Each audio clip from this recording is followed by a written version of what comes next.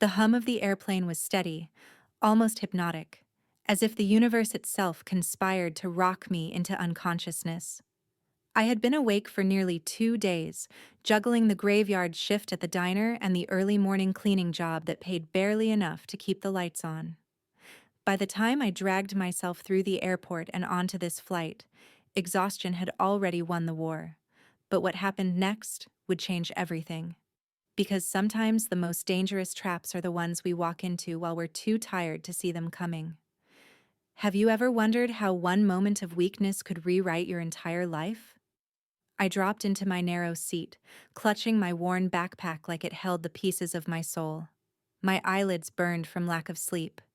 People moved around me, suits with briefcases, couples holding hands, a family corralling two restless kids, but I felt invisible.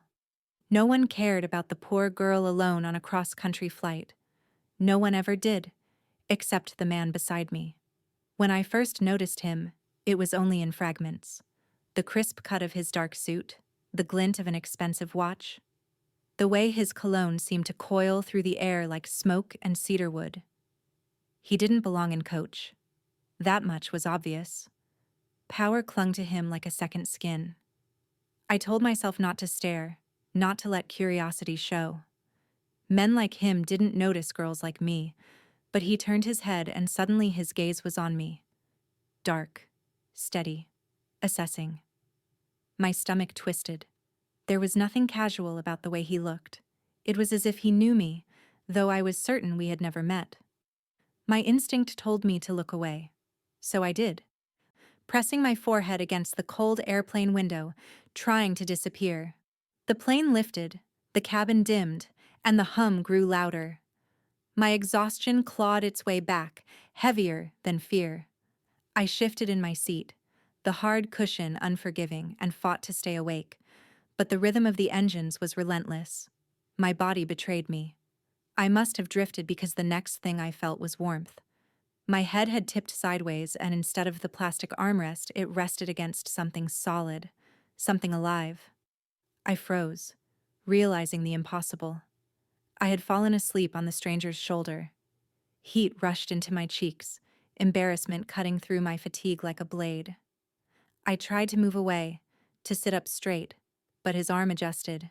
Subtle, deliberate, as though he allowed me there, as though I belonged there. My pulse jumped painfully against my ribs. I dared a glance upward. His face was calm, unreadable, eyes closed as if he too slept.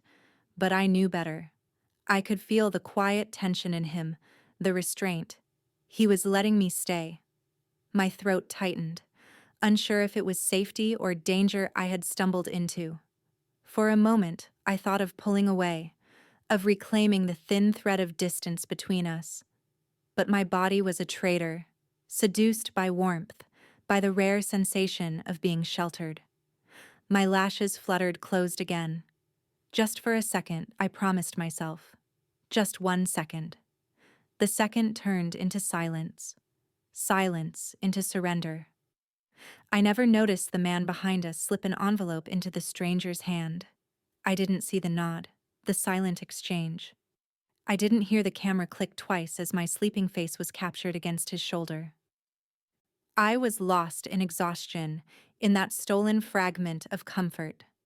When the plane touched down hours later, I would remember nothing except the echo of his scent and the way my body had leaned into him as though it had known him forever. I didn't know his name. I didn't know his world. And I didn't know that my life had just been rewritten in ink too dark to erase. She slept against my shoulder as if the world had granted me a gift I had already stolen. Her weight was light, fragile, but it anchored me more than any oath of blood ever had. I kept perfectly still, though every instinct in me ached to move, to claim, to bend her to the reality she didn't yet understand. Elena Bardoni, the daughter no one was supposed to find, the lost heir of a dynasty thought dead, and now mine. I studied the curve of her face, the faint smudge of exhaustion beneath her eyes, the way her lips parted slightly with each breath. innocence disguised as weakness. She believed herself invisible, unwanted. She had no idea the weight of her bloodline, or that every rival family in Italy would burn the world to control what she represented. And she had no idea that I already had. While she drifted in dreams, my men moved with precision. A woman who mirrored her frame and coloring stood before a chapel camera, veil hiding what details might break the illusion. Papers already prepared, with a signature she had given unknowingly days earlier, signing what she thought was a mundane travel waiver. Witnesses, paid, loyal, false, would swear they saw her vow herself to me. All threads woven into an unbreakable net. By the time she woke, the cage would be complete. She stirred, shifting closer, murmuring something too soft to decipher. I let my eyes close, pretending to rest, while my mind calculated the steps ahead. In Las Vegas, everything was for sale. Silence, lies, legality. A marriage certificate meant little in the eyes of the law. But in my world, perception was truth. Perception was power. And power was all that mattered, not all. Not anymore. I breathed in the scent of her cheap shampoo, faint vanilla, something uniquely her. It stirred something restless in me, an uninvited feeling, one that threatened to erode discipline. I had set this trap for strategy, for empire, for the war between families. But now, with her pressed against me, the thought of sharing her with anyone, even in theory, set my blood on fire. The Rossetti would covet her. The Colombo would destroy her. And if either touched her, I would tear them apart bone by bone. The seatbelt light flickered on. The pilot announced our descent. Elena shifted again, lashes fluttering but did not wake. I allowed myself a final glance, unguarded before the mask returned. Cold, commanding, untouchable. When she opened her eyes next, she would no longer be free. She would belong to me, not just in the ink of forged signatures or the whispers of false witnesses, but in reality. I would make it so. The empire did not need her affection, it did not require her trust. But I already wanted both. And I was a man who never left a desire unclaimed. The first thing I felt was the weight of velvet curtains shutting out the daylight. My body ached, as though I had been dropped into someone else's life and left there. For a moment, I couldn't remember where I was. The sheets beneath me were crisp, expensive, smelling faintly of smoke and leather. Nothing like the cheap detergent of the motel I sometimes worked in. I sat up sharply. This wasn't my bed. This wasn't even a place I could afford to walk past. Gold-veined marble gleamed on the walls. A chandelier shimmered overhead, and a chilled bottle of champagne waited on the table like a taunt. My breath hitched. Las Vegas. I remembered the flight, the stranger, his shoulder beneath my cheek, and then I saw it. A folder resting neatly on the bedside table. My name stamped across the top. With trembling fingers, I opened it. Photographs spilled out. Me in a white dress, veil covering most of my face, standing at an altar beside the man from the plane, Dante. My pulse roared in my ears. I had no memory of this. None. The images looked real. Too real. Witnesses in the background, applauding. My signature inked on a certificate. My hand, but not. My handwriting, but distorted. No, I whispered, pushing the papers away as if they burned. This isn't possible. I wasn't there. The door opened. He walked in like he owned not just the room, but the air I breathed. Dark suit, eyes sharper than knives, presence filling every corner. Dante Santoro, my stranger, my husband. You're awake, he said smoothly, as if I were simply late to a dinner date. His voice was low, rich, dangerous. I was beginning to wonder if I'd have to kiss you to bring you back to me. I stumbled out of bed, clutching the sheet around me like armor. What is this? These photos? They're fake. I never stood in that chapel. I never said vows. I never signed anything. He took his time crossing the room, each step deliberate. You slept, yes. But you signed days ago. An agreement at the airport, remember? A harmless form. You thought my men were witnesses. The rest was handled. He lifted the folder, tapped the forged certificate with 2 fingers. On paper, Elena Bardoni, you are mine. I'm not. My voice cracked.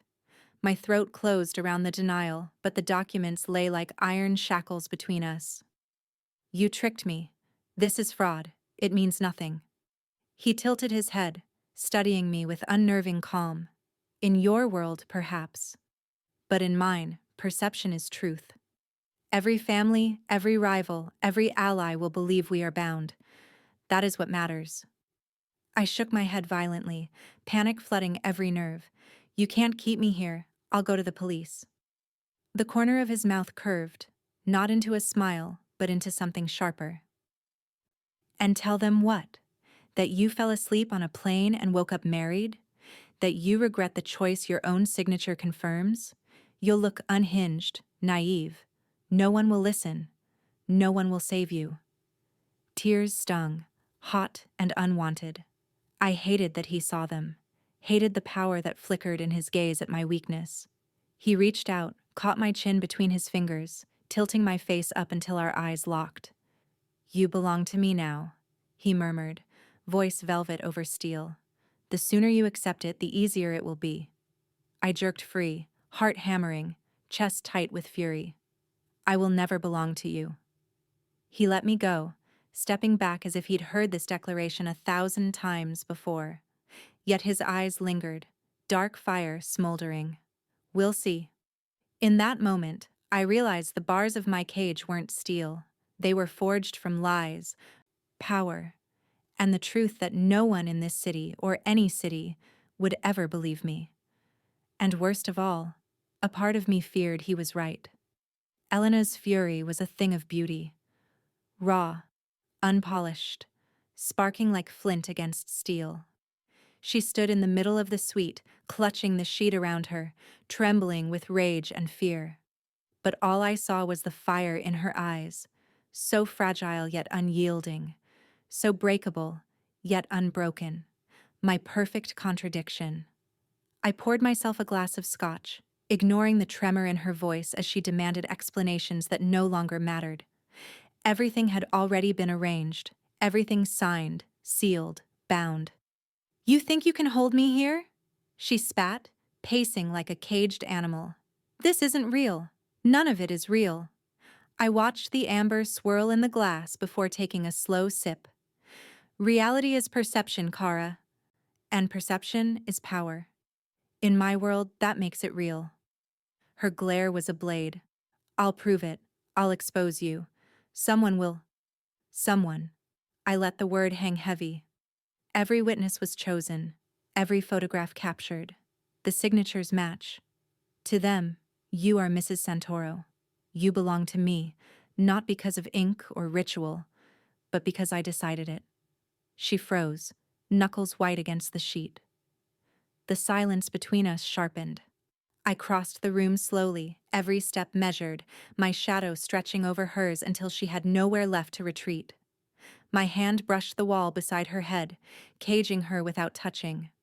Her breath came fast, uneven. She hated me, yet I could feel the pull, an invisible thread tightening, binding us closer with each heartbeat. You tricked me, she whispered, voice breaking. You had no right. I lowered my head until my lips were near her ear. No right? I had every right. You are Bardoni blood, the last daughter of a dynasty that refuses to die. Do you think the Rossetti or Colombo would have offered you a choice? They would have used you like a pawn, discarded you when convenient. I at least protect what I claim. Her eyes widened at the name. Confusion flickered across her face. Bardoni. She didn't even recognize her own legacy. That truth would cut deeper. I'm not yours, she hissed, but her voice betrayed her. A tremor, soft but undeniable, ran through her body as my presence pressed closer. I smirked faintly. Say what you like. Deny it as much as you want. But you leaned into me on that plane. You sought my warmth before you even knew my name. Your body speaks truths your lips cannot. She shoved against my chest, breaking the cage. Though I let her go, she stumbled back, clutching herself with both arms, eyes wild. Hatred, fear, and beneath it, something she didn't yet understand. Something I intended to cultivate until it consumed her. I downed the rest of the scotch and set the glass aside. We leave for Italy tomorrow. There you'll see the world that already considers you mine. And when you do, you'll understand. Your resistance changes nothing. Her breath caught. I'll never forgive you for this. I met her gaze, steady and merciless, though inside something restless twisted in my chest. I'm not asking for forgiveness, Elena. I'm asking for your surrender. I always get what I want. Her silence lingered like a challenge. I turned away before I did something reckless. Before the temptation to claim her with more than words overcame the control I had built over a lifetime. Tomorrow, she would step into my kingdom, and whether she came screaming or silent, she would remain, because I had already chosen. And I feared nothing in this world except losing her before she understood what that meant. Sleep didn't come. Not in that gilded cage of a suite, not beneath the suffocating weight of forged documents stacked like evidence against me. I paced the carpet until my feet ached, mind clawing at every possibility. Escape, denial, someone to believe me. But every path led back to him, to Dante, to the iron snare he had woven while I slept. Morning came sharp and cruel. Sunlight spilled across the room, but it didn't warm me. I dragged on yesterday's jeans and a wrinkled shirt, daring the luxury around me to choke. My reflection in the mirror looked foreign. Pale skin, haunted eyes, hair tangled like storm wreckage. This was not a bride. This was a prisoner. When I opened the folder again, I studied the signatures. My name sprawled across the certificate. Familiar loops and curves, but I knew I hadn't written it. My pulse pounded with panic and fury. Somewhere, somehow, he had stolen my hand, twisted it into betrayal. A copy, a forgery, a trap. I wanted to shred it, burn it, erase it. But even if I did, the truth would remain. The world already believed. The door opened. He stepped inside, perfectly composed. Black suit pressed, shirt collar undone just enough to reveal the barest hint of skin. Power poured off him with every movement. I hated that my body reacted, heat creeping into my cheeks, breath catching. Hatred wasn't supposed to feel like this. I want the truth, I snapped, gripping the certificate hard enough to wrinkle it. This isn't legal. I never stood in that chapel. I never said vows. I never gave consent. He leaned against the wall, arms folded, gaze unreadable. And yet the papers say otherwise. The witnesses confirm it. Photographs immortalize it. Do you think anyone will question the word of Dante Santoro? Then it's fraud, I hissed, which means it can be undone. I'll fight you in court if I have to. A shadow of a smile curved his lips, slow and infuriating. In court? You think ink and robes will save you? Las Vegas bleeds for men like me. Judges drink my wine. Clerks sign what I hand them. You'd stand alone, screaming at ghosts. My chest tightened, fury burning bright enough to make me shake. I don't care what power you think you hold. I will not be your wife.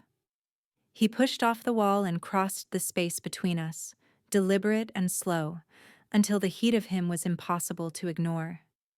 He didn't touch me, not yet, but the air itself pressed me back.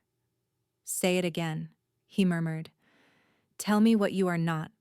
My throat ached, words scraping raw. I'm not yours. Something flickered in his eyes. Dark amusement, maybe, or hunger. His hand lifted, brushing a strand of hair from my face, a gesture so deceptively gentle that my knees threatened to betray me. No, he said softly, almost to himself. Not yet. I shoved his hand away, breath shattering, heart pounding like it wanted to tear free of my chest. The smirk returned, sharper now, as if he thrived on every ounce of resistance I threw at him. "You'll see, Elena," he said, turning toward the door. "By the time we reach Italy, you'll understand. You can fight. You can rage. But every thread leads back to me. You are already bound." The door clicked shut behind him, leaving me with the echo of his certainty. I gripped the false certificate until the paper bit into my palms, whispering to myself that he was wrong, that I would never bend. But deep inside, beneath the fury, a traitorous spark flickered. A memory of warmth on that flight, of his shoulder beneath my cheek, of a safety I had no right to crave. I crushed the thought before it could grow, telling myself I hated him, telling myself I would find a way out, even as a part of me already feared I wouldn't.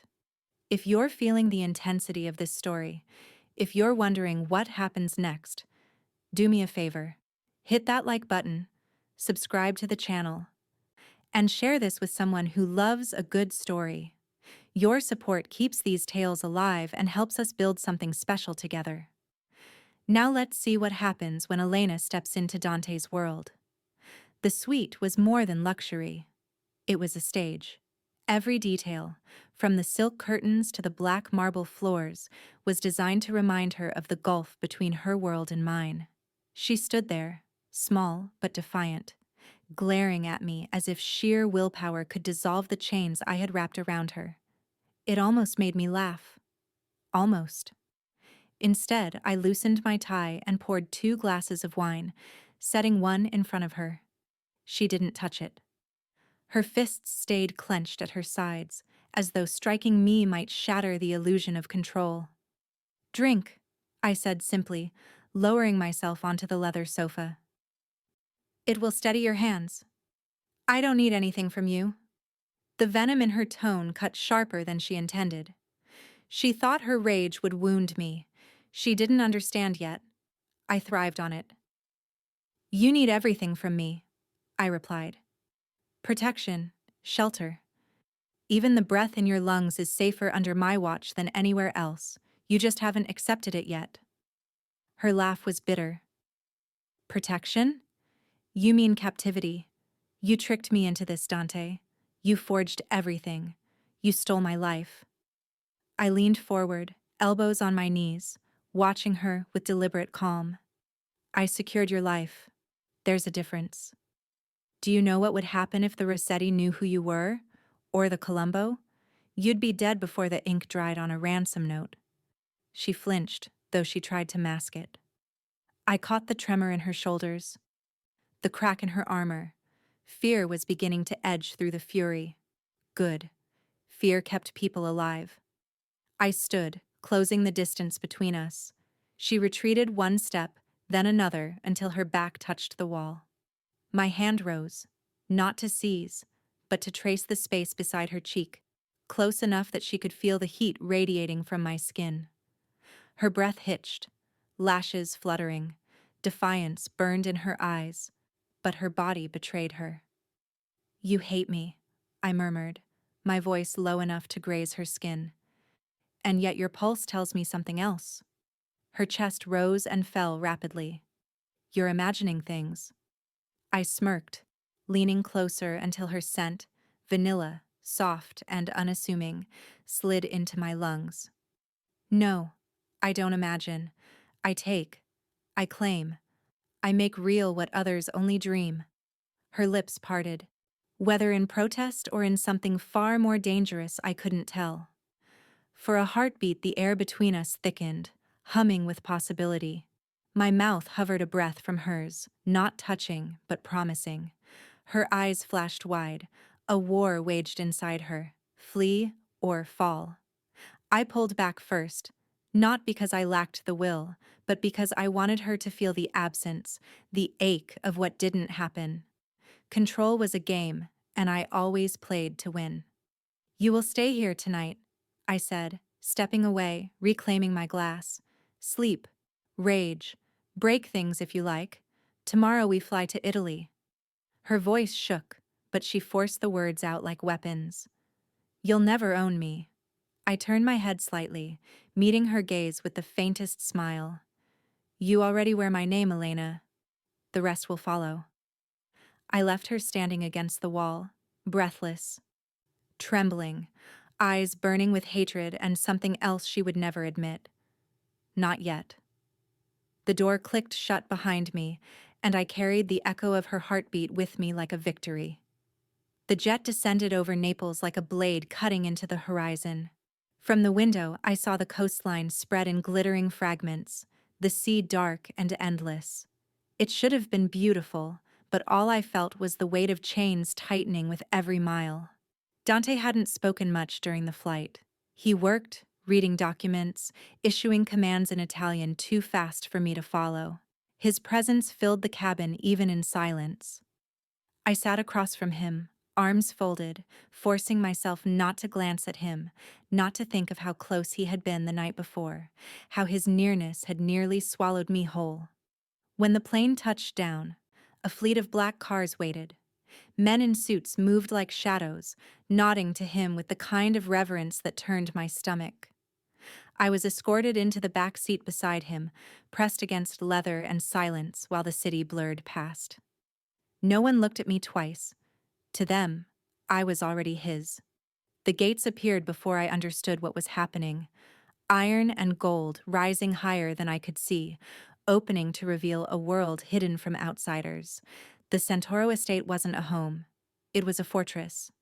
The driveway curved through gardens manicured to perfection. Statues of marble, fountains spilling water into stone bowls as though this were paradise. But the guards at every corner told the truth. This was a kingdom, and I was its captive queen. The mansion itself loomed, a palace carved from pale stone, balconies draped in ivy, windows like watchful eyes. My chest tightened as we stopped at the front steps. I had never in my life been anywhere so opulent. For one dizzying second, the orphan in me, always hungry, always reaching, ached at the sight of such wealth. And then I remembered none of it was mine. I was only a possession locked inside its walls. Inside, the air smelled of roses and polished wood. Chandeliers glittered overhead, the marble floors echoing beneath my hesitant steps. Servants bowed as Dante passed, eyes lowered, lips sealed. When their gazes brushed mine, I saw curiosity, pity, fear. They knew who he was, and they believed who I was supposed to be. "This is your home now," Dante said, his voice a velvet decree. "You'll have everything you need." I spun toward him, fury boiling. A gilded cage is still a cage. His mouth curved in a smile that didn't reach his eyes. Better gilded than buried. I wanted to scream, to tear down the perfect walls, to run until my lungs gave out. But where would I go? Outside these gates, I was no one. Inside, I was trapped with a man whose power bent the world around him. My nails bit into my palms as I followed him deeper into the mansion. He showed me a bedroom more magnificent than any I had imagined. Velvet drapes, carved oak furniture, a balcony that overlooked the gardens, dresses hung in the closet, all my size. Shoes, jewelry, even perfumes. The sight made bile rise in my throat. He had planned everything down to the detail of what I would wear. He had studied me, calculated me, erased me. When the door closed behind him, I collapsed onto the edge of the bed, fighting tears that threatened to break through. The silence of the room was unbearable. I opened the balcony doors, desperate for air, staring out at the night sky. The stars shone sharp and cold. Beyond the gates, the world lived on, free, unreachable. Somewhere deep inside, I swore to myself I would not be broken. He could dress me in silk, surround me with riches, call me his wife, but I would never give him what he wanted. And yet, as the memory of his eyes on me returned, of his voice murmuring that I belonged to him, a traitorous shiver raced down my spine. I wrapped my arms around myself, whispering into the night, "I'll find a way out. I have to." But even as I said it, The iron gates of the Santoro estate seemed to laugh, as if they already knew the truth, that no one escaped once Dante had decided otherwise. The council chamber smelled of cigars, old wine, and ambition. My capos were gathered around the long mahogany table, their voices low, their eyes sharp. They were men who had killed, men who had built empires from blood and silence, and every one of them watched me as I entered with Elena at my side. She hesitated in the doorway, her hand curling against her dress, shoulders stiff. She wasn't dressed like the poor girl from the airplane. Silk clung to her figure, chosen carefully by my staff. She looked like she belonged here, even if she didn't believe it yet.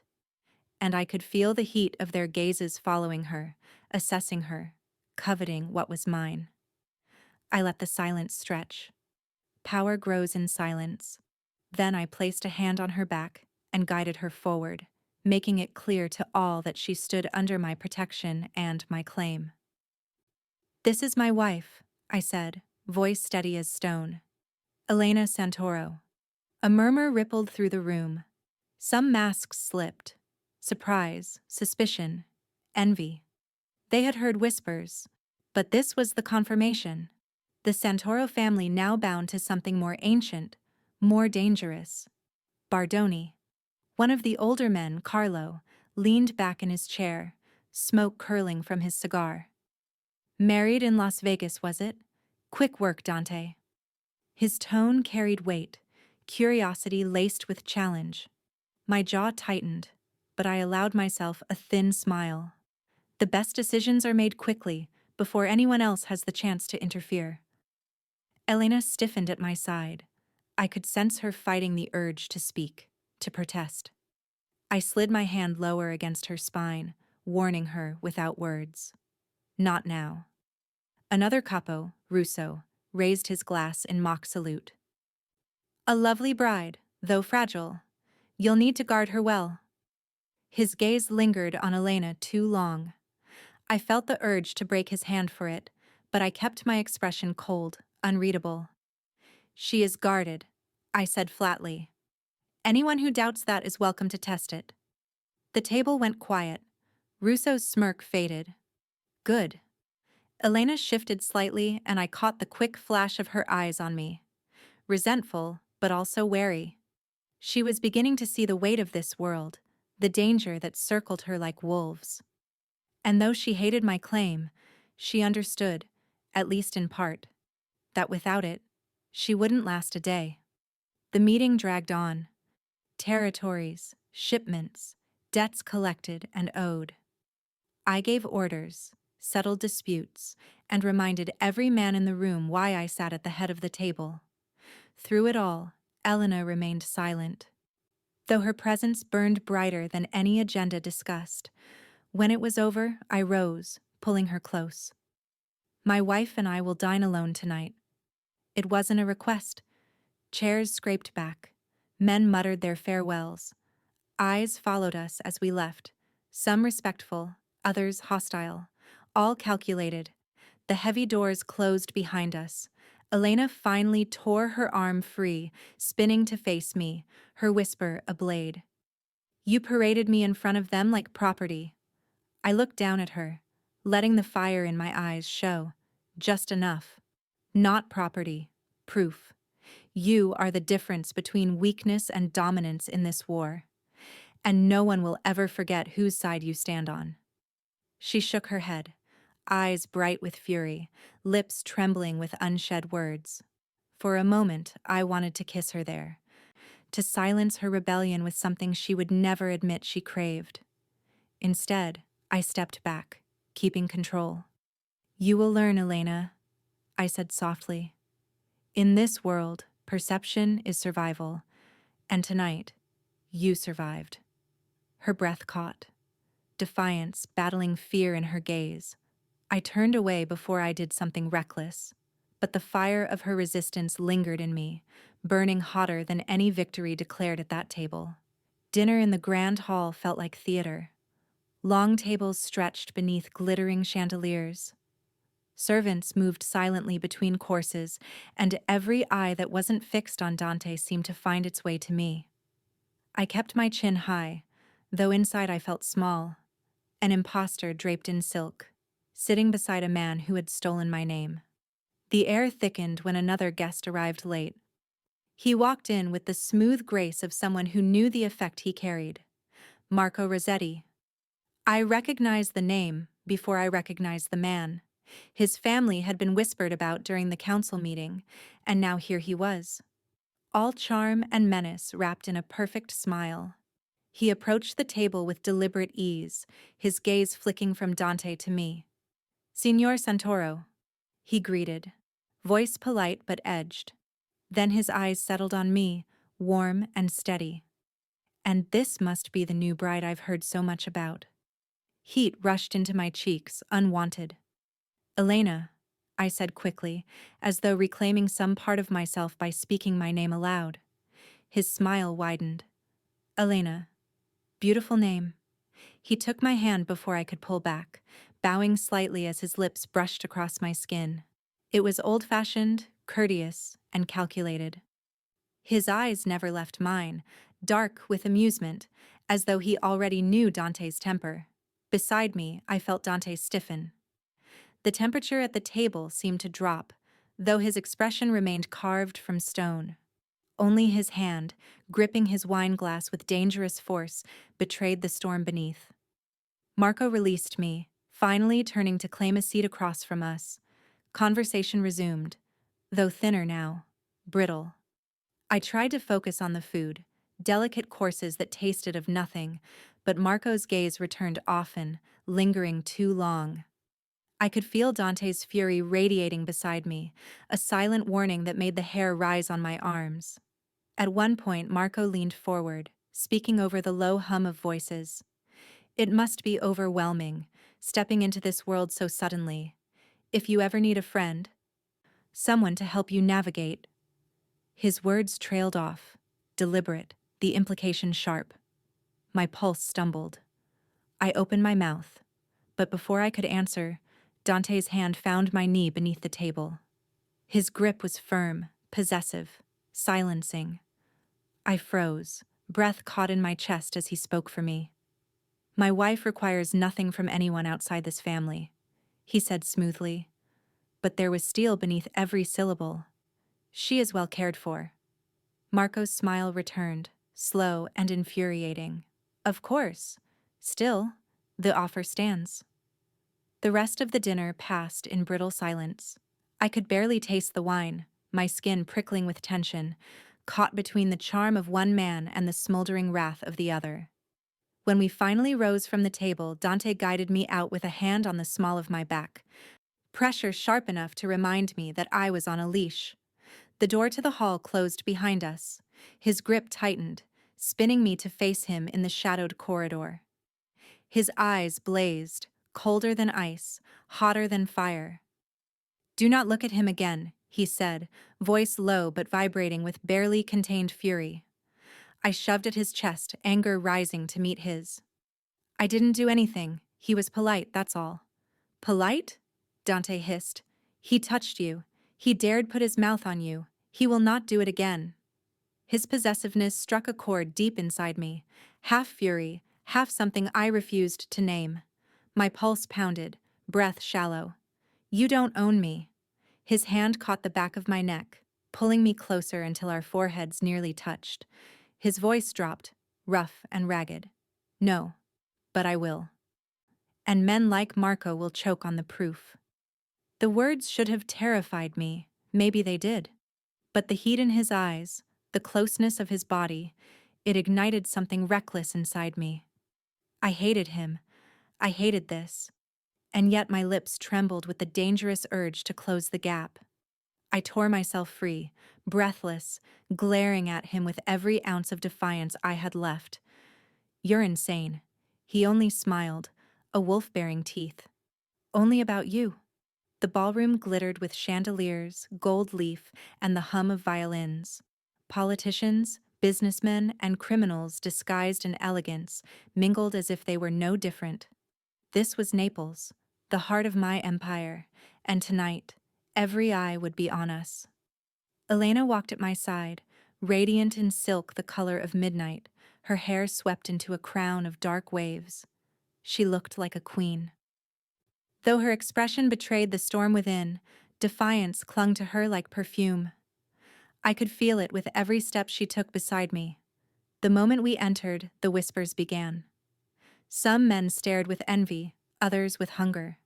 My jaw tightened, but I let them look. It was the point. She was mine, and they would see it. Then he appeared. Marco Rossetti, cutting through the crowd with his easy smile and tailored suit. His bow to me was shallow, perfunctory, but when he turned to Elena, his charm sharpened to a blade. Signora Santoro, he greeted, extending a hand. You look exquisite this evening. May I? Before I could speak, before I could forbid it, Elena hesitated and then placed her hand in his. Fury roared through me, silent but consuming, as Marco led her onto the dance floor. They moved to the music, her steps careful, his confident. He leaned closer, whispering something that made her lips tighten, though she did not pull away. Around us, eyes watched. Whispers spread. It was a performance, and Marco knew it. Every turn of the dance was an insult carved into my pride. I let it last exactly long enough to be noticed. Then I crossed the floor, the crowd parting instinctively. The violins swelled, but the music dimmed beneath the thunder in my blood. When I reached them, I didn't ask.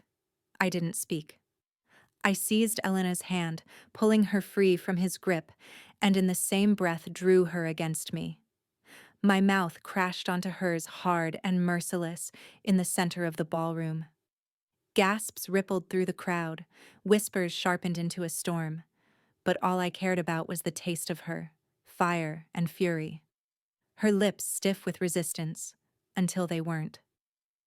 For a fraction of a second she yielded. For a fraction of a second I felt the truth of her, pulse racing to match mine. When I finally pulled back, her cheeks burned crimson, eyes blazing with hatred and confusion. My thumb brushed her jaw, a silent claim, before I turned my gaze to Marco. He stood frozen, smile gone, eyes narrowed with calculated rage. Good. Let him choke on it. Touch my wife again, I said, voice carrying enough for half the room to hear. And you'll dance with bullets, not music. Marco inclined his head, a mockery of respect.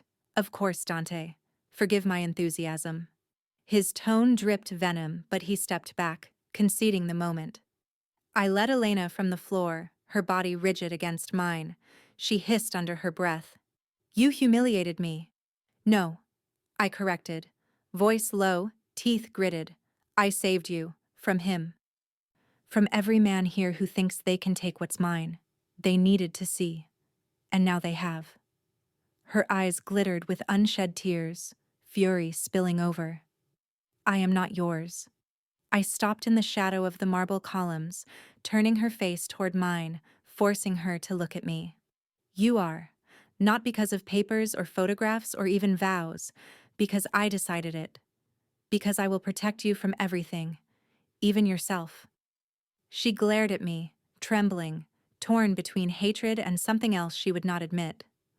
My grip softened slightly, a dangerous tenderness slipping past my armor. For a heartbeat, I wanted to kiss her again. Not out of rage, but out of need, desire, possession. Instead, I released her, letting the absence sting. Stay close to me tonight, I said quietly. Or I swear I'll burn this entire city to keep you in my sight. The music swelled again, and the world carried on around us. But for me, the night was already decided. The war had begun, and she was both my weapon and my weakness.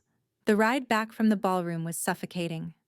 The car hummed quietly, city lights flashing across the tinted windows, but silence screamed louder than any words. Dante sat beside me, hands resting calmly on his knees, as though he hadn't just humiliated me in front of an entire crowd, as though his lips hadn't crushed mine under chandeliers while the world watched. My hands trembled in my lap, not from fear, At least, I told myself not from fear. Rage burned too brightly for fear. My skin still tingled from the force of his kiss, and that was what enraged me most. I should have hated every second. But a part of me had yielded. A part of me had wanted it. When we returned to the estate, I stormed past him, silk gown swishing against marble floors. I didn't wait for him to follow, but of course he did. His presence like a shadow I could never shake. I reached my room, spun around, and faced him with all the fury in me. "You had no right," I shouted, voice echoing off the gilded walls. "No right to drag me onto that floor, to put your mouth on mine in front of everyone like I was a trophy you'd won." His jaw tightened, but his eyes blazed with the same fire I felt. "No right? You think I would stand by while Marco paraded you across that floor? He touched what is mine, Elena. He dared to use you to provoke me," I answered. "I am not yours," I screamed, chest heaving. "Do you hear me? I will never be yours." He closed the distance in 3 steps. Fast, relentless, until my back hit the wall. His hands braced beside me, caging me in. His face hovered inches from mine, breath hot, voice low and rough. "Say it again. Look me in the eyes and say it while your heart pounds like this." My pulse betrayed me, thundering so loud I thought he could hear it. I hated him for being right, for knowing what my body gave away. My lips parted, trembling. "I hate you." His gaze dropped to my mouth, hunger burning through the fury. "Good," he whispered. "Hate me. Hate only me. As long as every thought, every breath, every fire in you belongs here." His chest pressed against mine, the heat of him dizzying. "I'll take it." My hands shot up, pushing hard against him, but he didn't move. Not until I shoved again, fists against his chest, fury spilling into tears. Then finally, he stepped back, as if my defiance was the only thing strong enough to push him away. "You will not own me," I said, voice shaking but steady enough. "Not my mind. Not my heart." His eyes softened, only slightly, a dangerous flicker of tenderness that unsettled me more than his rage. "You already live in my heart, Elena, whether you want to or not." The words struck deep, cutting past anger, past reason. I hated that they lingered. I hated that they made something inside me ache. He turned away before I could respond, fists clenched at his sides. "Sleep," he ordered, though his voice lacked its usual iron. "We'll speak no more of this tonight." When the door shut behind him, I slid to the floor, tears hot against my cheeks, chest still trembling from the storm he left behind. I pressed a hand to my lips, furious at myself for remembering the taste of him, for craving what I swore I despised. "I will not break," I whispered into the empty room, but the echo of his words haunted me. "You already live in my heart." The study smelled of smoke and leather, the air heavy with the weight of violence waiting to be unleashed. Marco stood across from me, hands tucked casually into his pockets, as though this were a social call, not a war brewing. His smile was infuriating, calm, polished, a mask designed to needle me further. "You put on quite a show tonight," he said, his voice smooth as silk, edged with steel. "Kissing your bride in front of everyone, dramatic, even for you." My fingers curled against the desk, nails biting into polished wood. "You touched her," I said flatly. "That was your first mistake." His brows rose, feigned innocence lighting his eyes. "Touched?" "I danced with her. Courteously. She's new to this world. Someone had to make her feel welcome." The lie beneath his civility burned through me. He hadn't wanted to welcome her. He had wanted to provoke me, to test the boundaries, to see how far he could push. And worse, Elena had let him. For a moment my blood boiled at the memory. "You will keep your distance," I growled. "You will not speak to her. You will not look at her.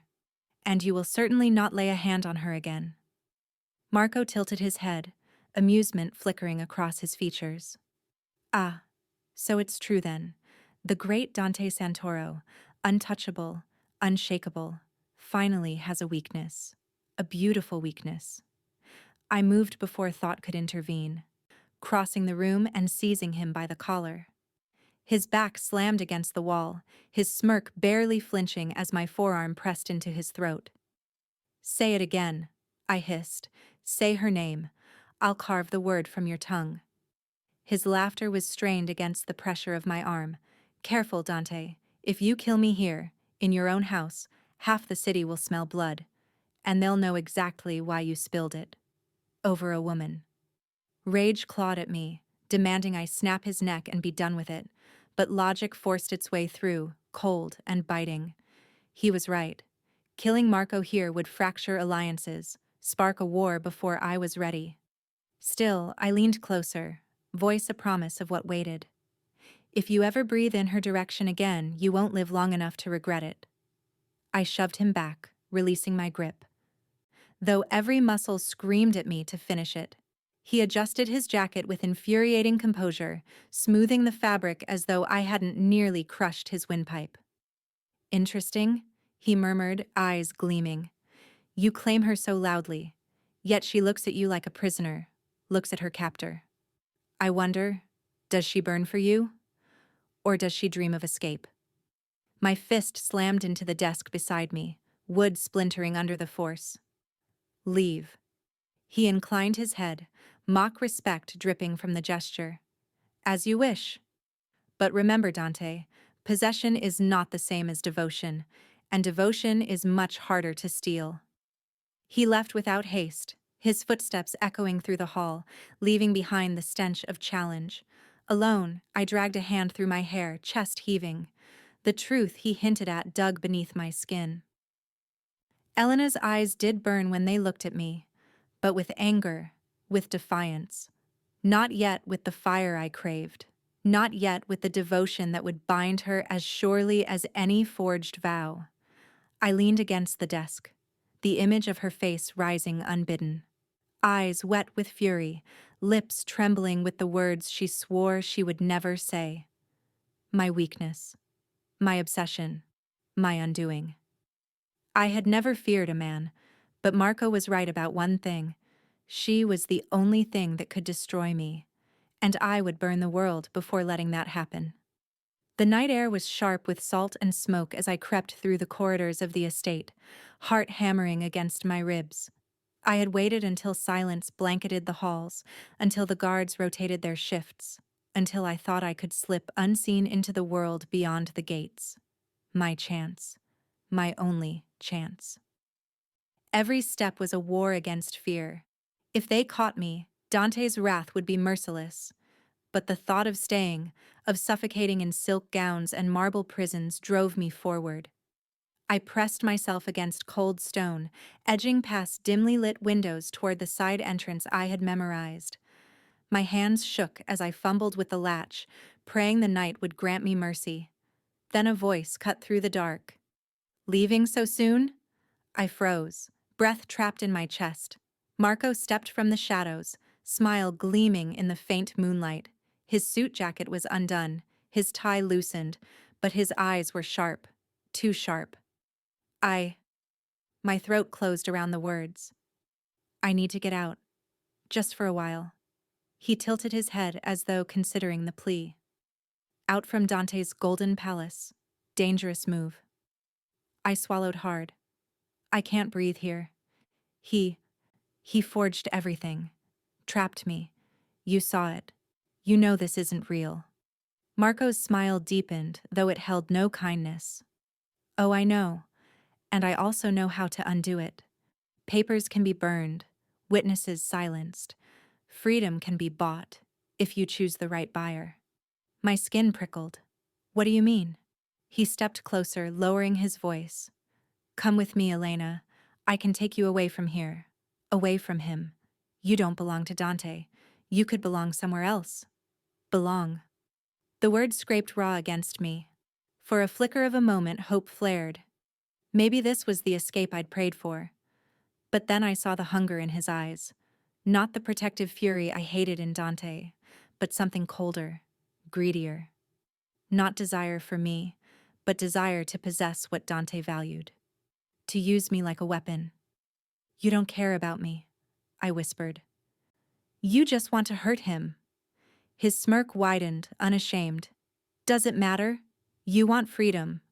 I want to ruin him. Our goals align. My chest constricted. The bars of one cage traded for another. No matter where I turned, I was someone's pawn.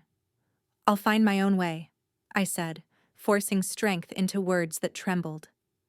I stepped back, clutching the doorframe behind me. Marco's hand shot out, gripping my wrist. His voice dropped. Velvet over venom. Don't be foolish, Elena. He'll destroy you. I'll at least let you live while I take everything else. I yanked free, heart racing. I'd rather take my chances with him than be your prize. For a moment his mask slipped, eyes narrowing, jaw tightening. Then he chuckled low, a sound that sent chills down my spine. Brave girl. I wonder how long that bravery lasts. He stepped back into the shadows, vanishing as quickly as he'd appeared, leaving me shaken and breathless. My knees threatened to give, but I forced myself upright. Escape wasn't safety. Marco had proven that. The world outside Dante's cage was just another trap, waiting with sharper teeth. I closed the latch, retreating into the gilded prison I thought I hated. My heart twisted in confusion. I wanted freedom, but Marco's touch had repulsed me more than Dante's fury ever had. Back in my room, I collapsed against the door, tears burning hot. Maybe I was doomed either way. Maybe there was no escape. But one truth gnawed at me, relentless. If I had to choose between cages, I would rather fight the devil I already knew. The sound of the latch echoed down the corridor, faint but telling. I had been in my office when the report reached me. A guard had seen movement near the side entrance, too careful, too deliberate to be coincidence. My blood went cold, then hot. Elena. I found her outside her chamber, breathless, eyes wide as if she'd seen a ghost. She froze when she spotted me, and in that instant I knew she had tried to run. Rage surged through me, sharp and poisonous, not at the attempt, but at the thought of her out there, unguarded, vulnerable, within reach of wolves like Marco. My chest ached with the thought of her slipping from my grasp, falling into their hands. The fury wasn't just possessive, it was primal.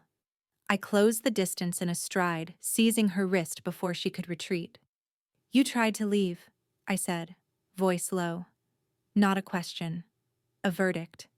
She yanked against my grip, fire sparking in her eyes. I will not be your prisoner. I had to try. I dragged her back, pressing her against the stone wall, my palm braced beside her head, my body caging hers, close enough to feel the hammer of her heartbeat. Do you have any idea what would have happened if you made it past those gates? The Rossetti? The Colombo? They'd tear you apart piece by piece just to hurt me. Is that what you want? I want my life back, she shouted, voice cracking, eyes bright with tears. I want to breathe, without your shadow suffocating me. I want to be free. Her words sliced deeper than she knew. For a moment I almost faltered. Almost. But then I saw Marco in her defiance, heard his name in her resistance. And my fury returned, like fire to dry timber. You spoke to him, I growled, every muscle taut. Did you think I wouldn't know? Did you think Marco offers salvation? He would use you, discard you, and laugh while I bled. He doesn't want you. He wants to destroy me, and you nearly handed him the blade. Her lips trembled, but her chin lifted, proud, even in fear. Better him than you.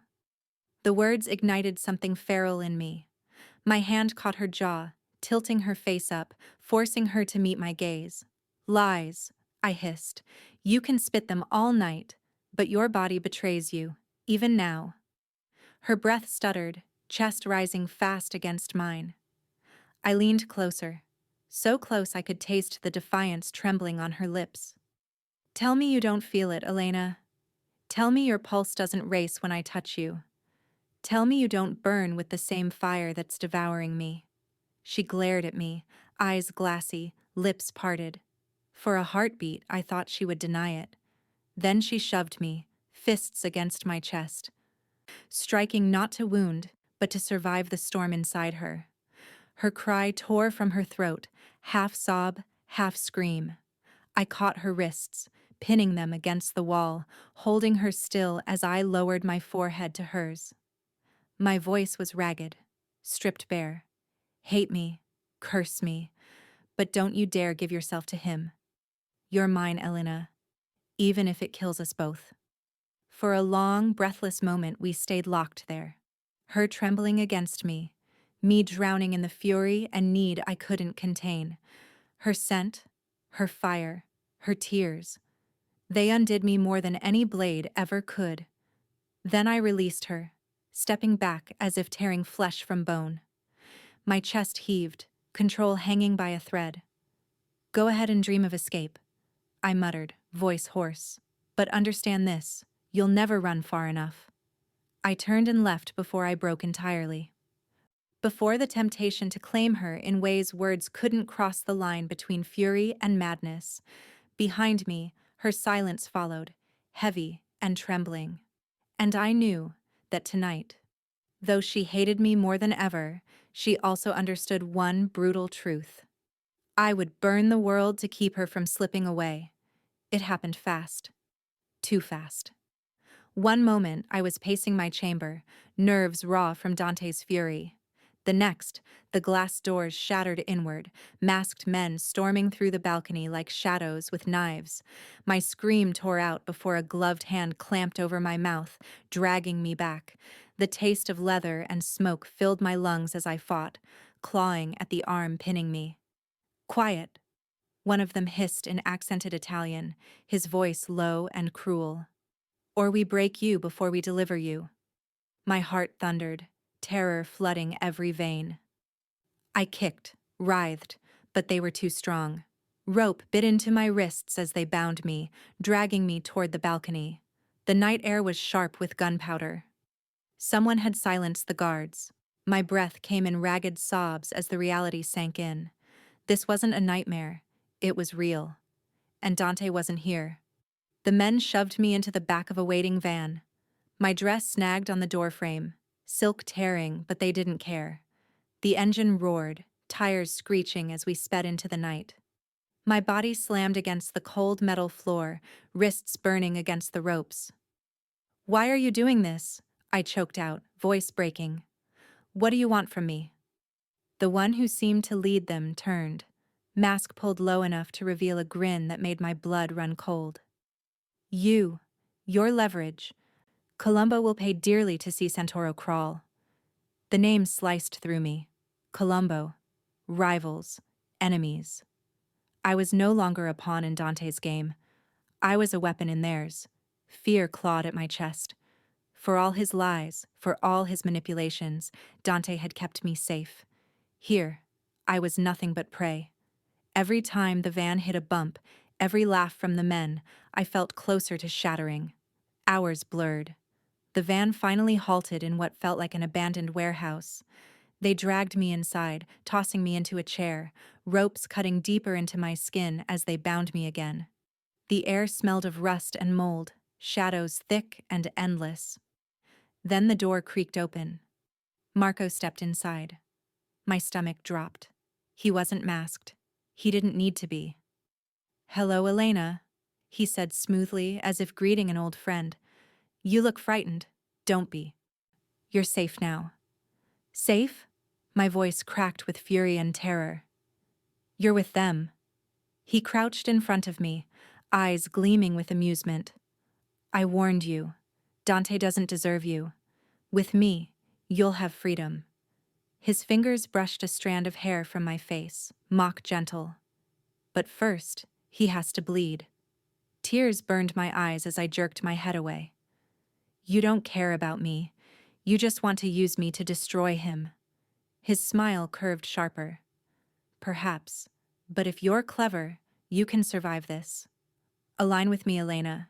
Be the reason Dante falls, and I'll make sure you live to see it." Revulsion twisted in my gut. Even now, part of me longed for Dante's fury, his suffocating presence, his unbreakable claim. Because at least with him, I hadn't felt like this. Like meat tossed to wolves. I lifted my chin despite the tears. I would rather die than betray him to you. For the first time, Marco's smile faltered. His eyes darkened, sharp with irritation.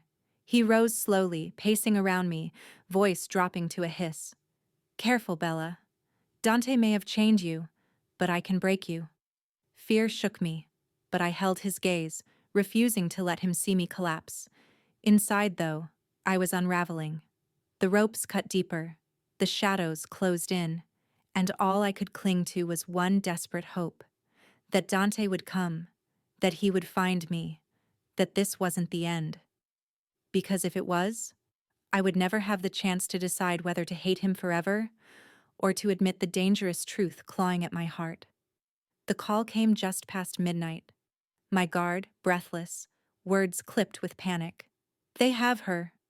I didn't ask who. I didn't need to. Colombo. The name alone was enough to turn my blood into fire. Marco's scent was all over this too. I could feel it in my bones. He dared. Rage sharpened every step as I armed myself. Gun, blade, enough ammunition to end an army. My men scrambled to follow, but I didn't wait for orders. This wasn't a mission, it was war. And Elena was the only prize worth fighting for. The warehouse loomed against the harbor, broken windows glowing with faint light. Guards lingered outside, cigarettes glowing red in the dark. They never saw me coming.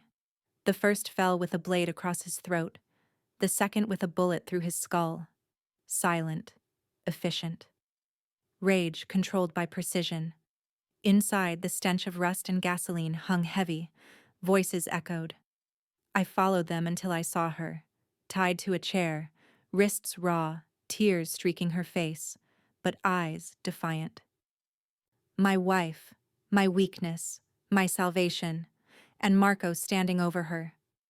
Last chance, Elena, he was saying, his hands stroking the air near her cheek. Choose me and you live. Defy me and I'll leave you in pieces for him to find. I moved before he could touch her. My gun roared once, twice. Colombo men dropped where they stood. Chaos erupted. Shouts, gunfire, bodies falling. Elena's scream cut through it all, raw and terrified. Vincenzo. Marco spun toward me, fury twisting his features. Dante. I fired. The bullet grazed his shoulder, spinning him back. He cursed, retreating into the shadows as his men dragged him away. Coward. Another time, I promised myself. Another time I'd end him. I cut down the last of the Colombo soldiers before they could reach her. Blood sprayed across the concrete, painting the walls with proof of my wrath. When the final body hit the floor, silence swallowed the room, broken only by Elena's ragged breaths. I dropped the gun and crossed to her, ripping the ropes from her wrists. The moment her hands were free, she collapsed against me, trembling, sobs tearing from her throat. My arms wrapped around her instinctively, fiercely, pulling her into the safety of my chest. It's over, I whispered, my voice raw. You're safe now. I've got you. She shook her head, words fractured by tears. I thought you wouldn't come. I silenced her with a hand at her cheek, forcing her to meet my gaze. Never. Do you understand me? Never. I would tear this city apart, stone by stone, before I let them keep you. Her eyes searched mine, wide and shining with something more than fear. Something that unraveled me. I didn't wait. I couldn't. I crushed my mouth against hers, desperate, devouring, pouring every ounce of rage, terror, and need into the kiss. She stiffened for a heartbeat, then melted, arms clinging to me as if she believed it at last, that I was her only shelter in this world. The taste of her was salt and fire, tears and defiance, life itself. The kiss wasn't gentle. It was brutal, messy, alive. It was survival. When I pulled back, her lips were swollen, her breath unsteady, her forehead resting against mine. "You're insane," she whispered, voice trembling. "You'll get yourself killed." "Then I'll die with your name on my lips," I said, fierce and certain. "But as long as I breathe, no one will take you from me." I gathered her into my arms, carrying her out of that hell, stepping over the corpses of men who had dared touch what was mine. My men cleared the path ahead, but I barely saw them. All I saw was Elena, her face buried against me, her tears soaking into my shirt. I had feared nothing in my life until her, and tonight proved the truth. I wasn't afraid of dying. I was afraid of living in a world without her. The ride back to the estate was a blur. My body shook with every jolt of the car, but it wasn't fear alone that trembled through me. It was the memory of Dante's kiss, fierce and desperate, pressed against my lips in the middle of blood and chaos. I hated myself for clinging to him, for letting him be the only thing that felt solid in that nightmare.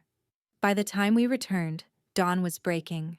The sky glowed faint pink above the mansion's walls, mocking me with its serenity. Guards whispered as Dante carried me inside, their eyes wide at the sight of their boss with a woman cradled in his arms.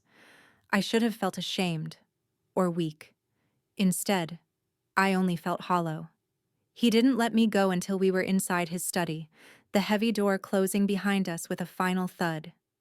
He set me down gently, as though I might shatter if he released me too fast. His eyes lingered on my wrists, raw and red from the ropes, and his jaw clenched with fury. "I should have killed him," he growled, pacing like a caged beast. "Marco, Colombo, every last one of them. I should have ended it tonight." I sat stiffly in the chair, exhaustion dragging at my limbs, but the fire inside me wouldn't let me rest. "You didn't," I said softly, "because you wanted me back more than you wanted revenge." His head snapped toward me, eyes burning. "Yes, because nothing matters more than you." The words twisted inside me, sharp with contradiction. Part of me longed to believe them. The other part remembered the lies, the forged papers, the stolen vows. My chest tightened. "Why?" I demanded, my voice breaking. "Why me? Why trap me in this life when I never asked for it?" He stopped pacing. Silence hung between us like smoke, heavy and suffocating. Then he stepped closer, expression stripped of masks, voice low and raw. "Because you're not just anyone, Elena. You are Bardoni blood, the last daughter of Salvatore Bardoni. Do you understand? You were born into this world whether you wanted it or not. And I needed you." The floor seemed to tilt beneath me. Bardoni. The name he had whispered before. The one I hadn't understood. My father. A ghost I had never known. The truth hit like a blade. "You knew," I whispered. "You knew all along who I was. That's why you sat beside me on that plane. That's why you did this." "Yes," he admitted without hesitation. "I orchestrated everything. The flight, the witnesses, the signatures. I built a web so tight you could never slip free. Because if I didn't claim you, someone else would. And I couldn't allow that." Tears blurred my vision. My voice cracked with betrayal. "You stole my life." He dropped to one knee in front of me, his hand trembling as he reached for mine. "I saved it. You think I don't know what I did? You think I don't know it was cruel? But I would rather chain you to me than bury you because of them. I can live with your hatred, Elena. I cannot live with your absence." I ripped my hand from his grasp, heart splitting open. "You don't love me. You love control. You love winning. I was just another conquest." His eyes flared, and for once there was no arrogance, no smirk. Only raw, broken truth. "No. You're the only thing I've ever feared losing. That is not conquest. That is devotion." The room spun. My breath came shallow, uneven. I wanted to scream, to strike him, to collapse into his arms. Every instinct pulled me in two directions, ripping me apart, hatred and longing, fury, and need. I staggered to my feet, tears falling freely now. I can't forgive you, I whispered. Not for this. Not now. He didn't rise, only knelt there, watching me as though I were both salvation and executioner. Then hate me, he said quietly. But stay. That's all I ask. I turned away before he could see the war raging in my eyes, before he could see how much of me already belonged to him, despite everything. Because the truth terrified me more than his lies ever could. Part of me didn't want to run anymore. For days, I had commanded men, brokered power, stared death in the face without flinching. But standing in front of Elena now, watching her recoil from me with tears burning down her cheeks, I felt something I had never allowed myself to feel. Fear. Not of enemies, not of war. Fear of her walking away, even if only in her heart. She had turned from me in the study, trembling, refusing my touch. I let her go then, because if I forced her again, I would lose more than her body. I would lose the fragile thread of connection I was still fighting to weave. Now I stood in the shadows of my own chamber, staring at the city lights spilling across Naples, knowing she was only a wall away. My empire had never felt so hollow. I didn't notice her until she appeared in the doorway, barefoot, wrapped in silk, her face pale but steady. She didn't speak, and for a moment, neither did I. The silence between us was heavier than gunfire. Finally, I exhaled. I've built my life on fearlessness. Every man who ever crossed me knew I would face him without hesitation. I've looked down the barrel of guns, bled on these streets, buried people I loved. Nothing has ever broken me. I turned, meeting her gaze, letting her see the raw edge beneath the steel. Until you. Her eyes widened, suspicion and longing colliding. Don't say that, she whispered. Don't twist this into something it isn't. I'm not twisting anything. I stepped closer, slow, deliberate, as though approaching a wild animal that might bolt. I orchestrated every step of this because I knew once the world saw you, they'd hunt you, and because my voice faltered, unsteady for the first time in years, because I wanted you, needed you, and that terrified me more than every enemy I've ever faced. Her breath caught, but she didn't move, her arms folded tightly around herself as if holding her body together against my confession. You don't need me. You need control. You need to win. I shook my head, a humorless laugh slipping out. If this were about control, I would have broken you by now. You'd be silent, obedient, hollow. But I don't want silence. I want you. All of you. Your rage, your fire, your defiance. I would rather burn with your hatred than live without your presence. Her lips parted, trembling with unshed words. For once, she didn't argue.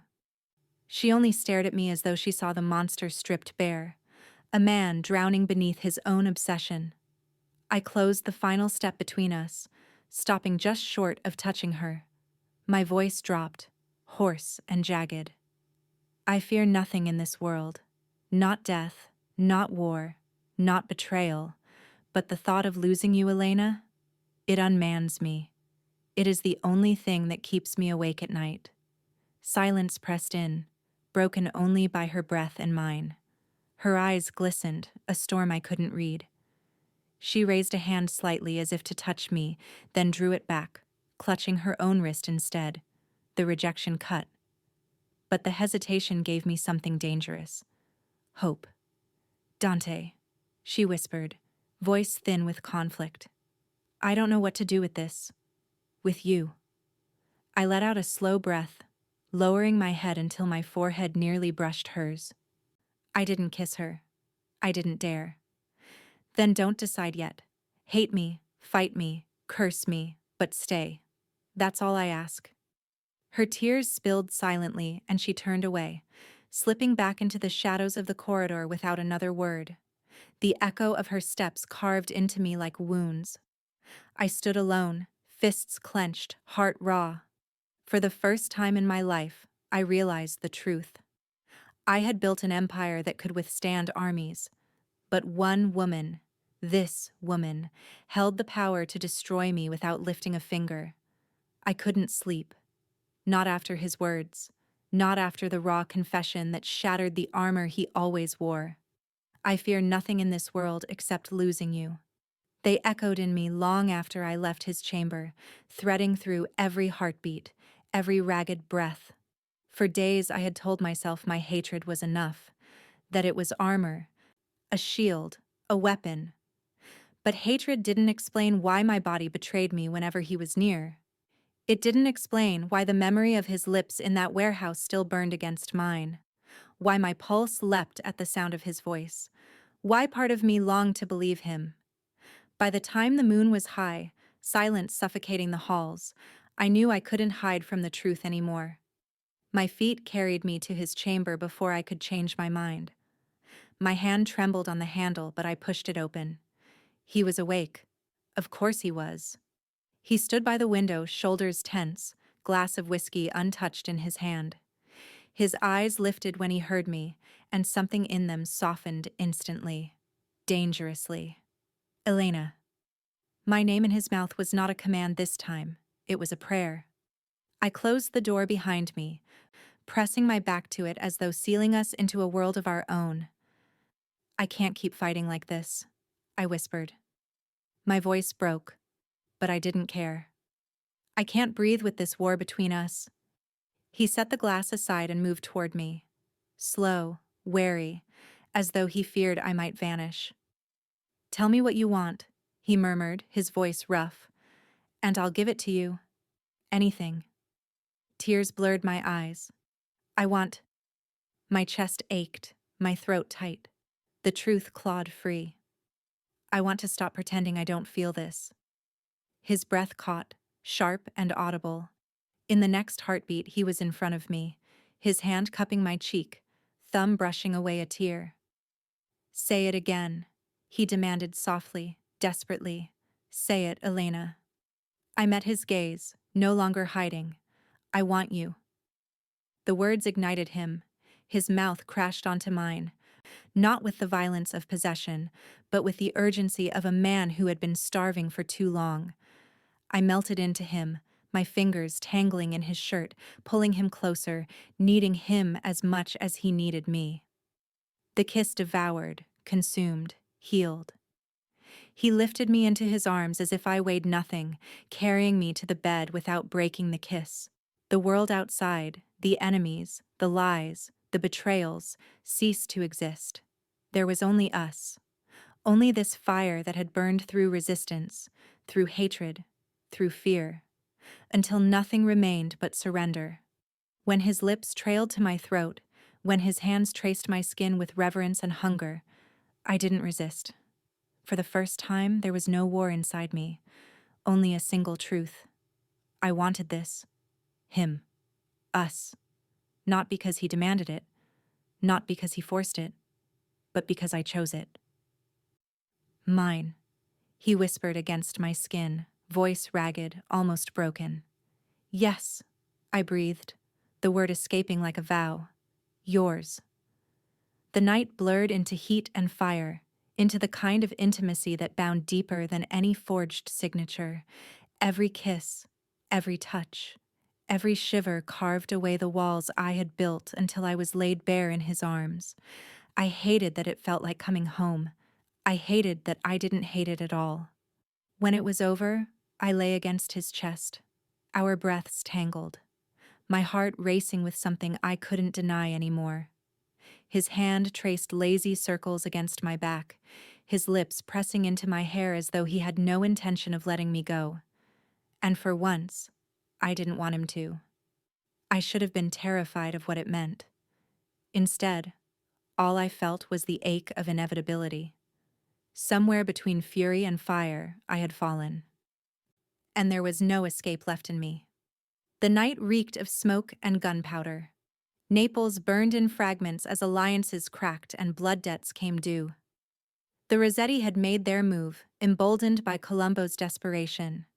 And at the center of it all stood Marco, smiling like the serpent he was, waiting for me in the courtyard of my own estate. He had chosen the stage well. My men fought his outside the gates. But here it was only us, him and Elena, standing frozen at the top of the marble steps, eyes wide with fear and fury. He had dared to bring the war to her door. "Dante," Marco drawled, his voice carrying across the night. "I wondered how long it would take you to step out from behind your fortress. Tell me, does your little bride know how much of this is her fault?" I raised my gun, my teeth bared. "Say her name again and I'll cut your tongue from your mouth." He laughed, low and venomous. "She looks at me differently than she does you. She sees a way out. She sees freedom." I moved before he could finish, fury detonating in every muscle. We collided in the center of the courtyard, steel flashing as his blade met mine. The clash rang out sharp as thunder, sparks flying in the dark. Every strike was meant to kill.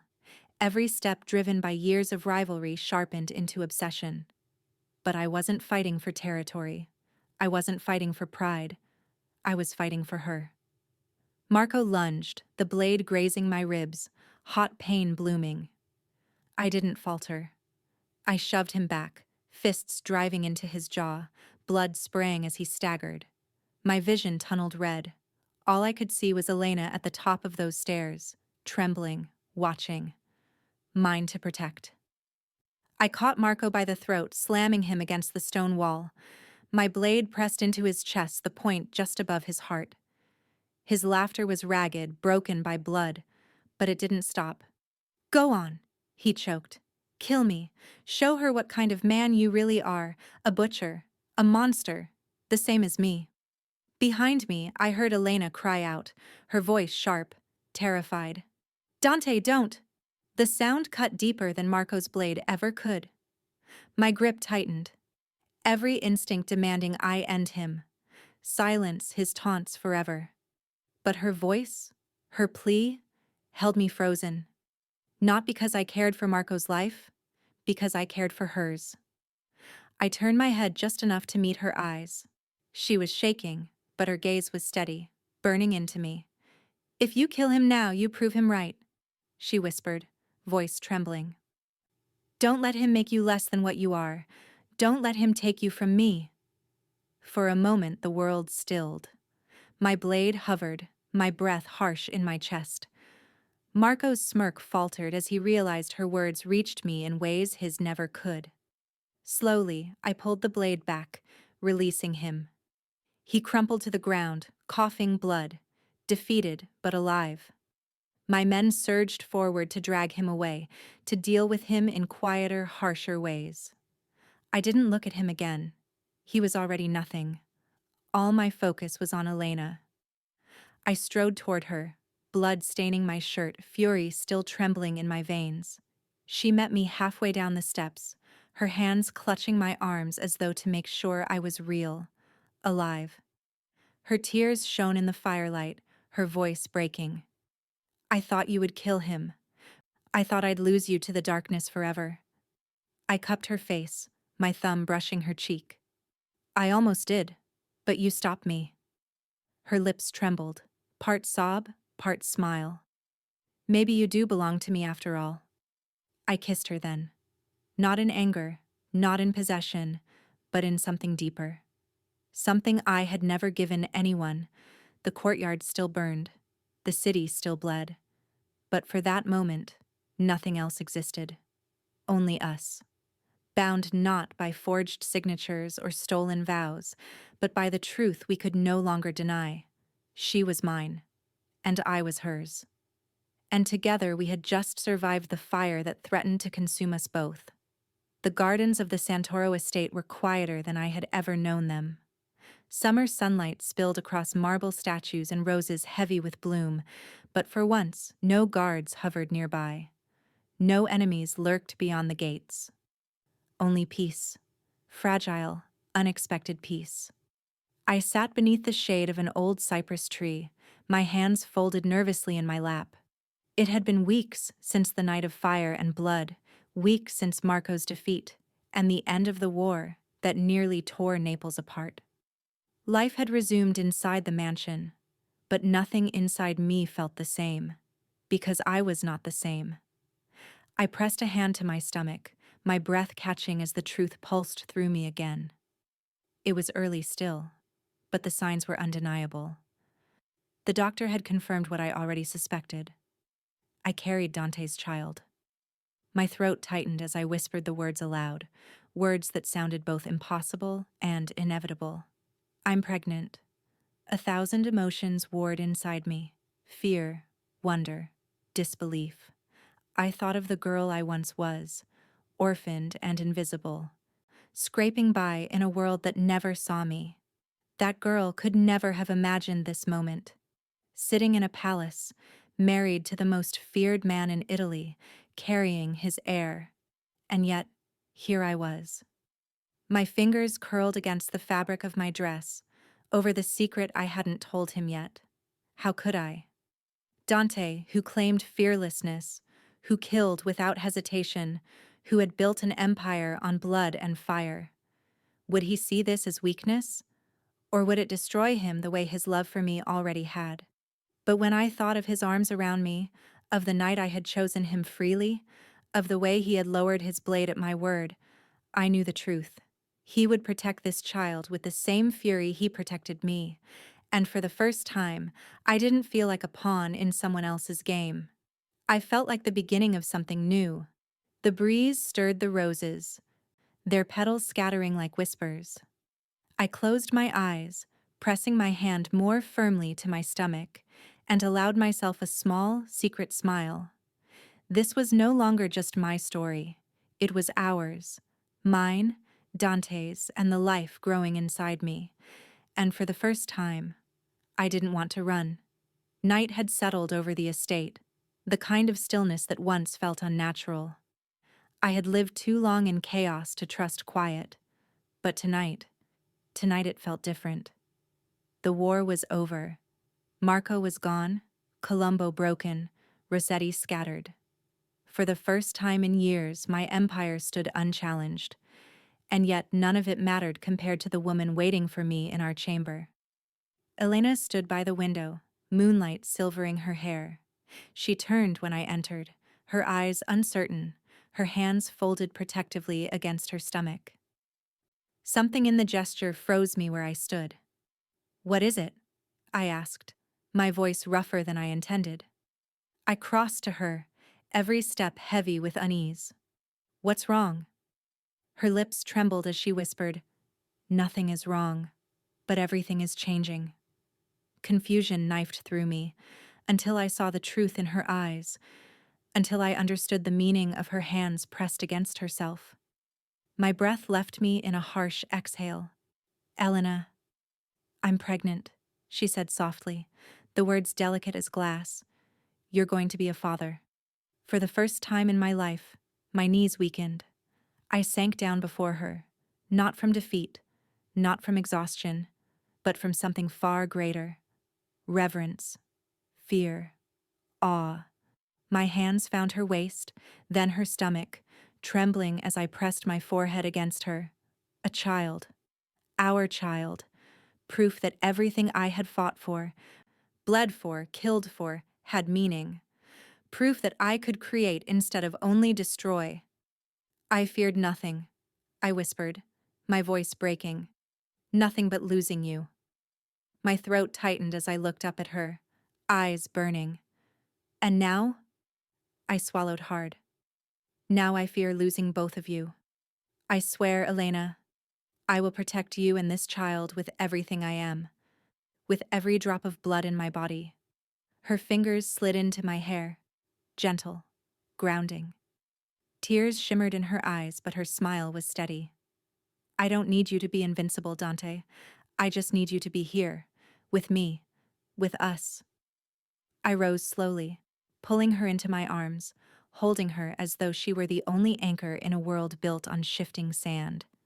My lips found hers in a kiss that was not about fire or fury, but about promise, about forever.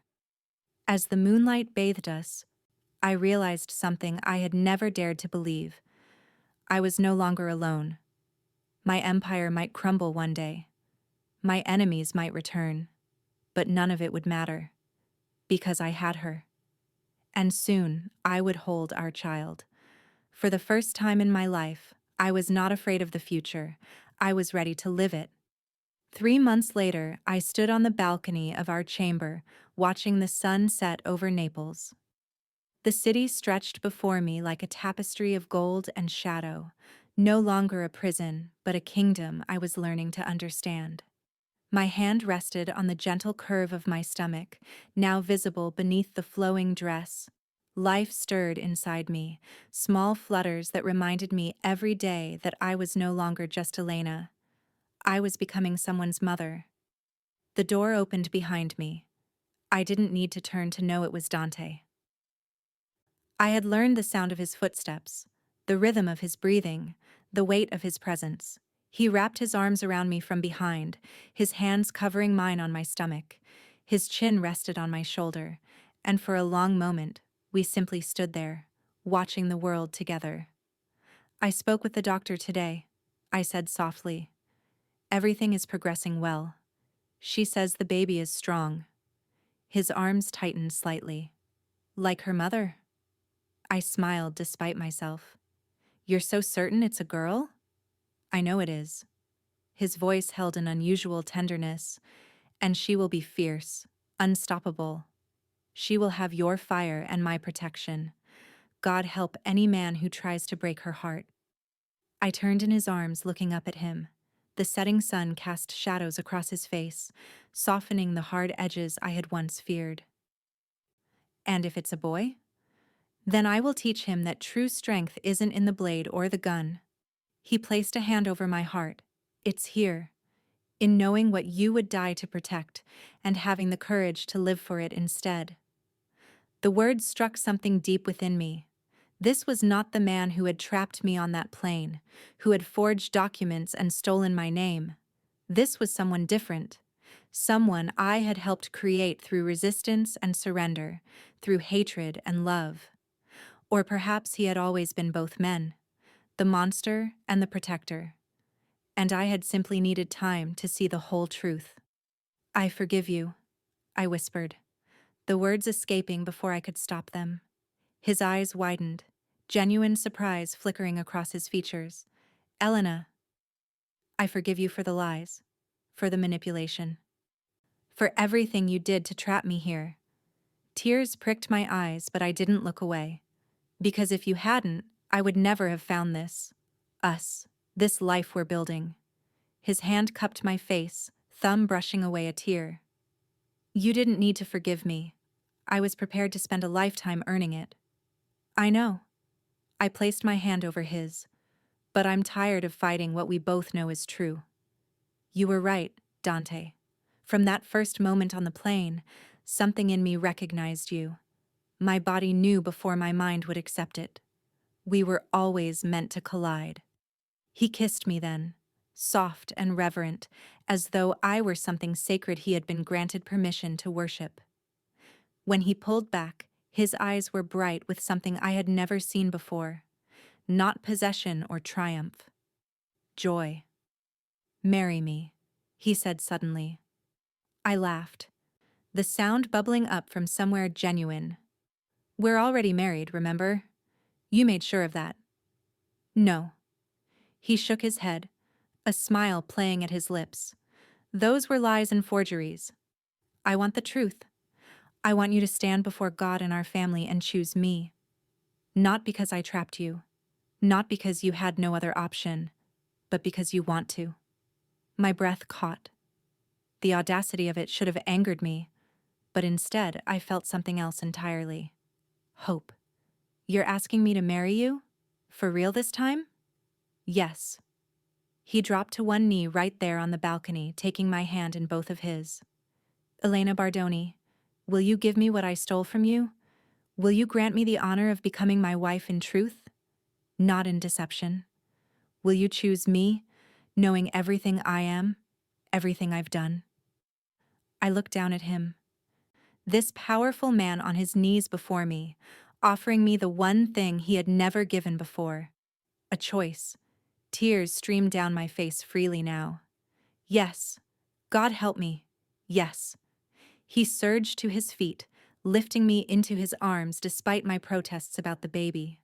His laughter was pure and unguarded, a sound I had never heard from him before. "We'll do it right this time," he promised, setting me down gently. "A real ceremony. Your dress, your choice. Witnesses who actually saw us exchange vows. Everything legitimate, everything true. Dante." I placed both hands on his chest, feeling his heart racing beneath my palms. "I don't need a grand ceremony. I just need you to promise me one thing. Anything. Promise me that our child will never know the fear I felt when I first arrived here. That they will grow up knowing they are loved unconditionally, not for their bloodline or their usefulness, but for who they are." His expression grew solemn, serious. "I swear it. On my life, on my empire, on everything I hold sacred. Our child will know only love and protection. They will have the childhood neither of us did." I nodded, satisfied. "Then yes, I'll marry you. For real this time." The wedding took place 6 weeks later in the private chapel on the Santoro estate. Not the Vegas sham with strangers and forgeries, but something real and beautiful. I wore a dress I had chosen myself, cream silk that accommodated my growing belly, simple and elegant. Fresh flowers from the garden wove through my hair. No veil this time, nothing to hide behind. Dante stood at the altar in a perfectly tailored suit, his eyes never leaving mine as I walked toward him down the aisle. There was no one to give me away. I had no family, no one but myself. But as I walked, I realized that wasn't entirely true. The staff who had become familiar faces lined the pews. Guards who had protected me nodded with respect. Even some of the capos who had once looked at me with skepticism now watched with something approaching approval. And in the front row sat an older woman I had met just days before. Dante had found her through his network. My father's sister. My aunt. The only blood family I had left. She smiled at me through tears. And I smiled back. This fragile connection to a past I had never known. When I reached Dante, he took my hands in his, and this time when the priest spoke the words, I listened to every syllable. "Do you, Elena Bardoni, take this man to be your lawfully wedded husband, to have and to hold, from this day forward, for better, for worse, for richer, for poorer, in sickness and in health, until death do you part?" I looked into Dante's eyes, seeing the man who had terrified me, trapped me, saved me, and ultimately freed me by giving me the power to choose. "I do," I said clearly, my voice steady and sure.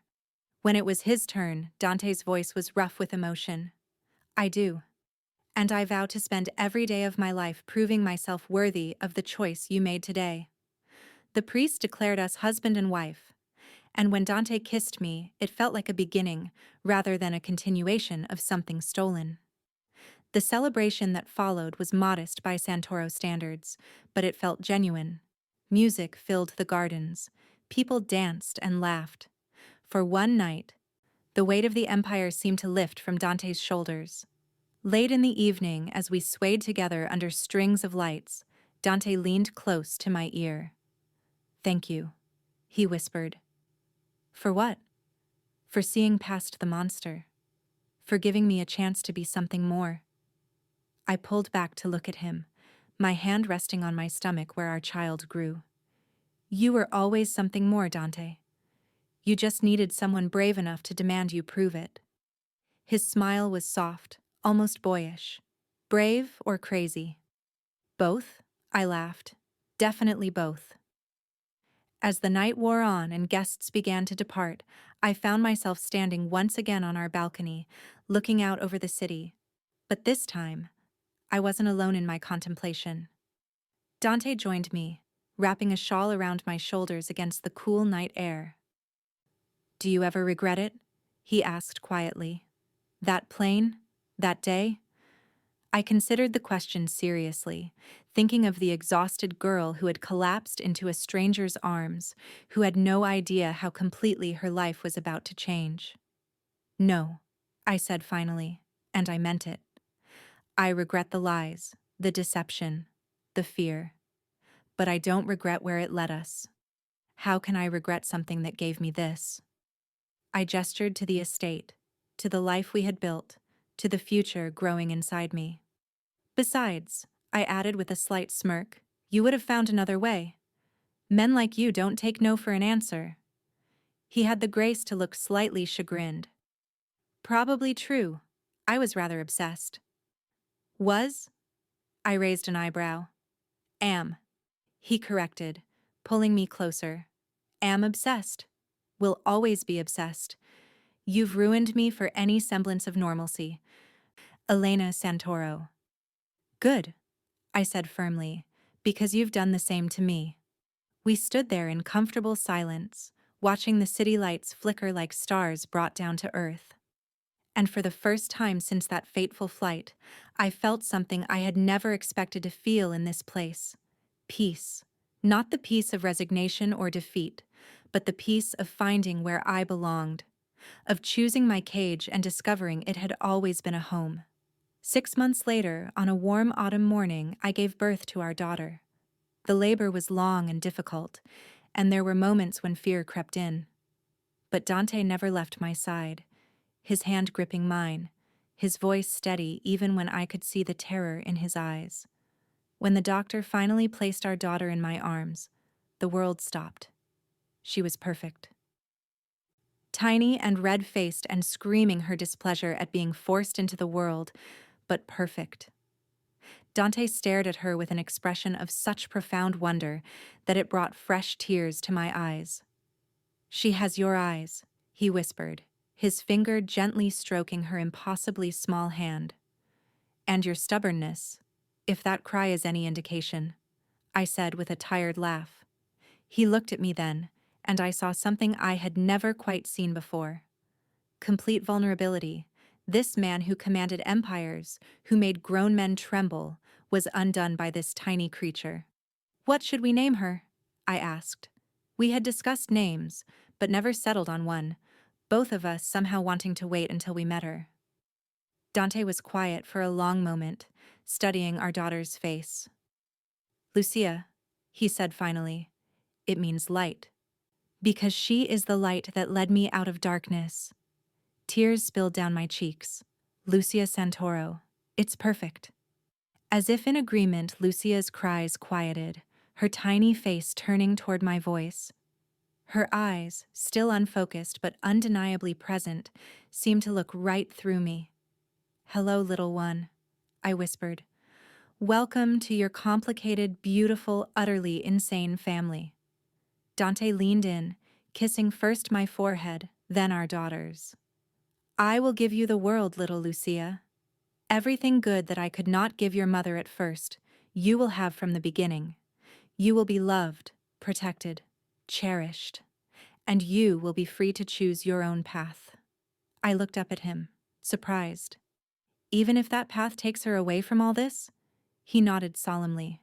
"Even then, she will not be trapped by her bloodline the way your mother was. That is my vow to both of you." The door opened softly and a nurse peeked in. "Signora, there are many people waiting to meet the bambina. Should I—" "Not yet," Dante said firmly. "Give us this moment. The world can wait." The nurse nodded and disappeared. For the next hour, it was just the three of us, our small, impossible family, born from lies and obsession, but transformed into something real through choice and love. I watched Dante hold our daughter for the first time, this powerful man rendered helpless by 10 pounds of humanity. He spoke to her in Italian, making promises I only half understood, his voice thick with emotion. And I realized something profound. The girl on the plane had died the moment she fell asleep on a stranger's shoulder. But someone new had been born in her place. Someone stronger, fiercer, more complete. I had been kidnapped, manipulated, forced into a world I never asked for. But somewhere along the way, I had also been freed. Freed from a life of invisibility and insignificance. Freed from the belief that I was unworthy of love or protection. Freed from the cage of my own limited expectations. Dante had stolen my life. And then, without meaning to, he had given me a better one. Not because the palace was beautiful, or the wealth was abundant, but because he had forced me to fight, to feel, to demand more than I had ever dared to want. He had made me believe I was worth fighting for, and in teaching him that I could not be owned, I had discovered that I could choose to belong. "What are you thinking?" Dante asked softly, noticing my distant expression. I smiled, looking from him to our daughter and back again. "I'm thinking about a plane ride and a girl who was too exhausted to see the trap she was walking into." His expression grew pained. "Elena, and I'm thinking," I continued, "that maybe it wasn't a trap at all. Maybe it was fate, destiny, whatever you want to call it. Maybe we were always meant to find each other, even if the path was twisted and dark." He kissed me then, long and deep, careful not to disturb Lucia sleeping between us. "I don't deserve you," he murmured against my lips. "No," I agreed with a smile. "You don't. But you're mine anyway. We chose each other, Dante. In the end, that's all that matters." Outside, the sun rose over Naples, painting the sky in shades of pink and gold. A new day, a new beginning. And somewhere, in the heart of that ancient, violent city, a former orphan and a ruthless crime lord held their daughter and dared to believe in redemption. The story that began with deception had become a truth neither of us could deny. We were bound, not by forged papers or false witnesses, but by something far stronger: choice, love, family, and the fierce, terrifying, beautiful acknowledgement that sometimes the greatest prisons are the ones we choose to stay in, because they were never prisons at all. They were home.